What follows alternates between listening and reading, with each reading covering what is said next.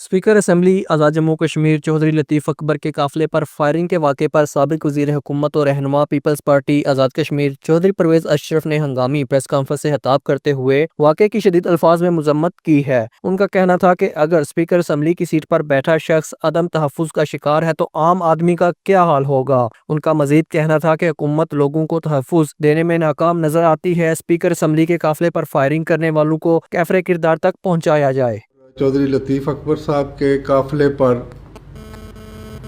جو حملہ ہوا اس میں 2 لوگ شدید زخمی ہوئے، اور حیران کن بات یہ ہے کہ پچھلے 20 ماہ سے میں جس اپنے پارٹی کے دوست کو ملتا ہوں، MLAs کو ملتا ہوں،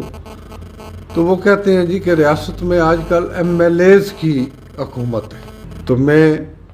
ریاست جموں کشمیر کے تمام ذمہ داران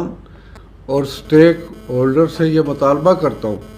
کہ چودھری لطیف اکبر کے قافلے پر جن لوگوں نے فائرنگ کی اور ان کو فوری طور پر گرفتار کیا جائے اور ان کو کیفر کردار تک پہنچایا جائے اور ان کو جلد از جلد جو ہے وہ سزا دی جائے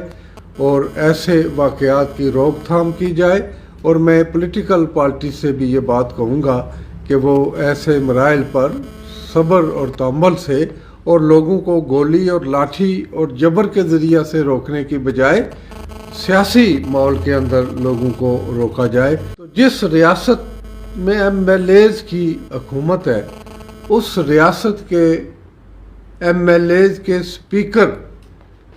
امن عامہ کے اعتبار سے عدم تحفظ کا شکار ہوں، تو اس سے بڑی ناکامی اور کیا ہو سکتی ہے۔